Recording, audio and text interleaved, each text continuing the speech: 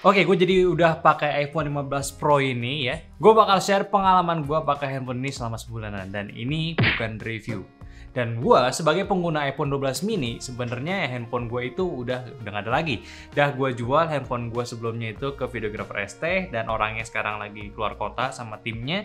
Jadi gue nggak sempet buat bikin perbandingannya tuh handphone di video ini. By the way kan lu juga semua pasti kurang serak juga ya kalau misalkan gue tuh bahas barangnya Apple di channelnya Ante gitu. Kalau misalkan ya gue nanti buat channel khusus buat si handphone ini gitu Apple gimana?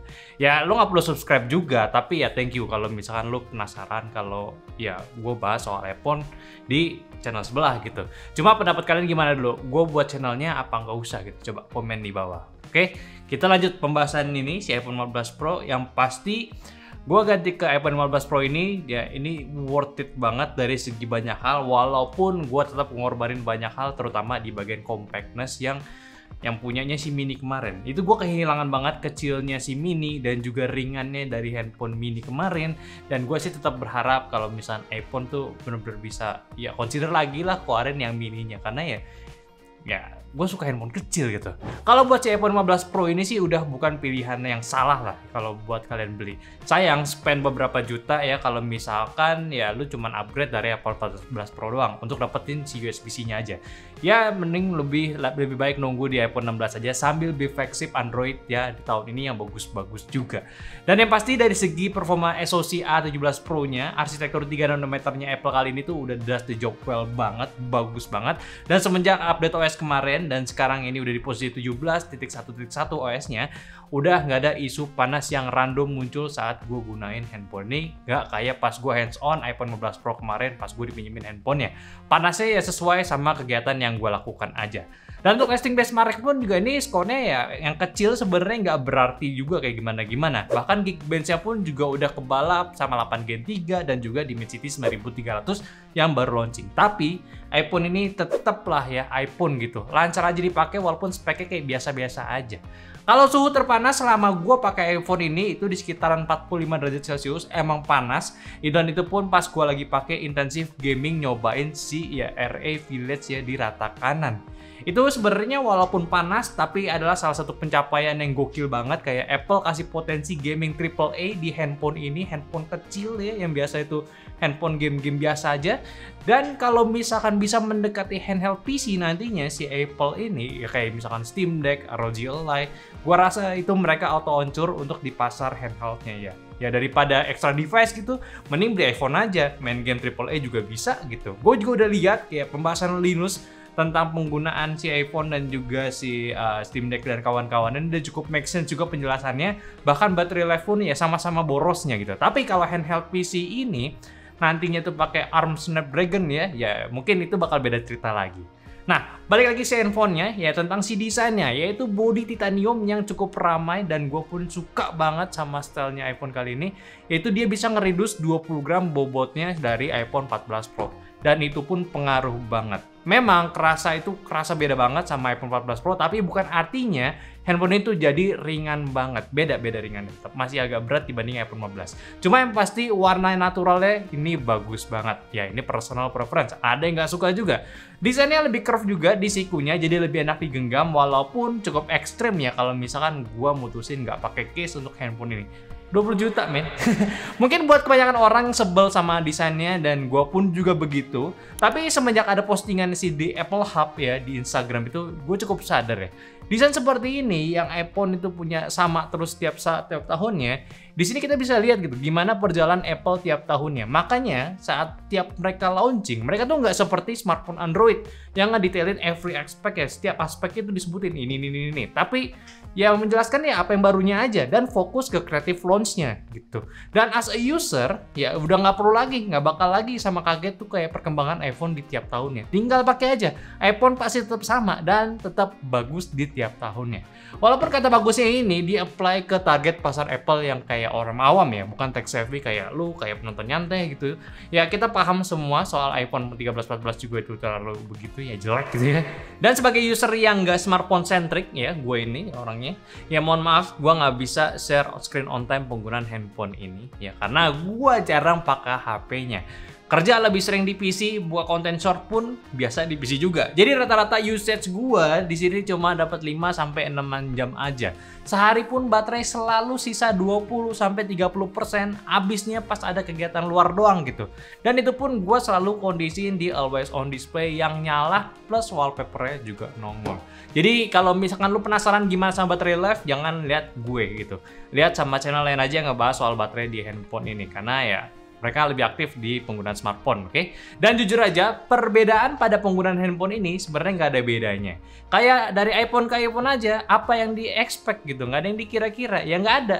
Ya lebih lancar, sebenarnya iPhone 12 mini gue kemarin, itu udah tetap lancar aja. Gue udah jelasin sebelumnya soal handphone ini serta A17 Pro di video sebelumnya. Jadi sebagai user awam ya lu nggak usah khawatir, dan sebagai user tech savvy ya lu bisa cobain aja satu persatu peningkatan di iPhone 15 Pro.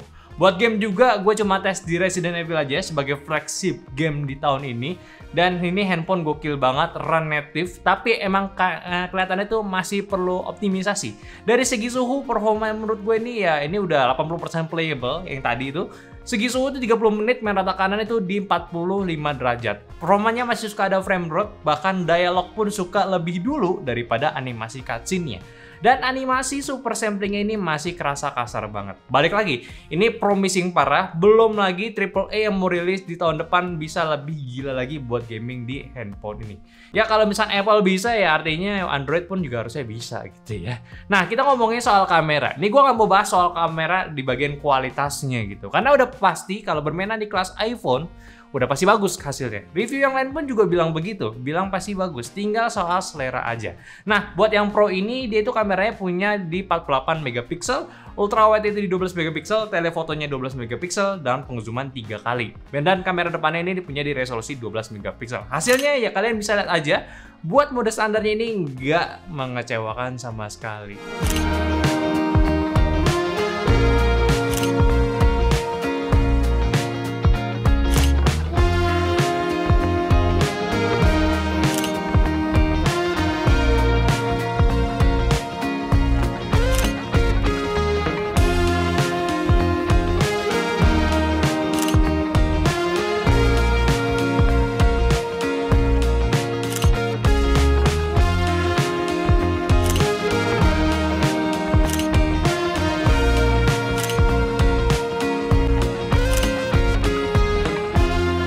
Yang gue mau highlight mungkin di sini ya, pemotretan malamnya. iPhone 15 Pro ini gokil. Gue dinotis sama Gary soal teknik fotonya, terutama untuk di foto malam atau ya low light. Jadi kalau lu foto di area low light dan pengen gunain telenya, sebenarnya agak tricky. Selama lu nggak aktifin mode malam, dia tuh nggak bakalan switch ke lensa tele. Karena jelas, pasti gambarnya bakalan burik karena 12 megapiksel doang yang di tele punya. Makanya di sini pilihannya cuma lensa utama di zoom digital 3 kali tanpa mode malam. Atau aktifin mode malamnya di lensa tele, ini menarik ya. Jadi hasil yang diberikan iPhone pun nggak akan mengecewakan. Lihat aja mode standarnya itu udah gelap banget, tapi tetap dikasih detail objek yang nggak sehancur itu. Tapi pas udah aktif mode malamnya, hasilnya jadi bumi dan langit, jauh lebih baik lagi. Videonya pun juga low lightnya, ultra wide-nya termasuk bagus banget ya, minim noise, stabil juga, dan ini udah ada kita tes di 4K 60 fps. Kalau flare ya udah tetap ada ya. Ya udahlah, itu jadi khasnya si iPhone juga. Walaupun juga untuk video zoom jauh ketika malam ataupun kondisi kurang cahaya, lensa telenya itu nggak aktif ya. Beda sama kondisi yang cahayanya itu cukup. Dan soal Apple Lock-nya, yang ProRes Lock-nya, ini menarik banget. Kita cobain Full HD, Low Light, dan Well Lighting, serta pakai Loud JC Correction Apple, hasilnya tuh bagus. Tinggal grading sendiri pun juga bisa, minim noise juga lagi, processingnya pun nggak ribet. Paling ya itu, jarang kepake videonya sebenarnya. Intinya sih soal kamera ini udah bagus lah dari segala teknisnya. Tinggal balikin selera aja. Kayak tiap lo liatin yang lain ya, mereka pasti bandinginnya udah kayak dengan S23U atau flagship Android lainnya. Karena udah di level yang sama gitu. Udah bukan teknisnya lagi yang jelek, tapi seleranya gimana. Anyway, ya gue appreciate juga sama telefoto di iPhone ini. Ini bagus banget, dan udahlah gue gak banyak komen titik gitu, bagus. Sekarang kita bahas minusnya yang ada di iPhone 15 Pro. Sebenarnya kalau soal minus, mungkin kalian bertanya apakah masih ada overheat random, yang tadi gue dijelasin udah gak ada semenjak update OS terbaru. Dan paling yang nyebelinnya yang gue masih nemuin saat ini yaitu soal QR code, QR scanner. Karena di iPhone 15 Pro ini makronya pakai ultrawide sekarang. Jadi ketika lu scan barcode di aplikasi bank itu jadi ribet banget. Karena kalau QR-nya masih bagus, cuma kadang di toko makanan itu kan suka ada yang QR code-nya yang jelek gitu, yang krisnya nggak kerawat, itu ribet banget. Gua nggak bisa scan sama sekali, atau ya mau nggak mau gue pakai cash gitu. Cuma mungkin ini permasalahan softwarenya aja, antara software iPhone-nya atau software third party-nya si banknya itu. Jadi third app-nya itu belum bisa gunain switching lens untuk ya pengesenan, untuk scan si kamera pakai si ultrawide-nya. Terus soal iPhone nge-freeze, gue pun belum pernah nyobain, belum pernah kerasa di handphone gue. Tiba-tiba reset juga belum pernah. Cuma ya tadi QR scan aja yang masih cukup ganggu gue. Ini parah sih sebenarnya. Kalau burn in layar belum ada juga, dan gue pun di kondisi always on display dengan wallpaper sampai saat ini aman-aman aja, dan gue ya suka banget. Ya kesimpulan gue sih iPhone 15 Pro ini udah menarik ya. Anyway, ya gue beli iPhone ini di Hello Store Blibli pas lagi launch kemarin. Size 128 GB dan harganya udah sesuai SRP. Gue nggak pakai promo karena gue nggak punya size sebesar itu. Dan apakah lu perlu beli iPhone ini kalau lu tertarik? Ya kalau iPhone 14 Pro lu punya, ya gue saran sih jangan pernah beli di 15 Pro.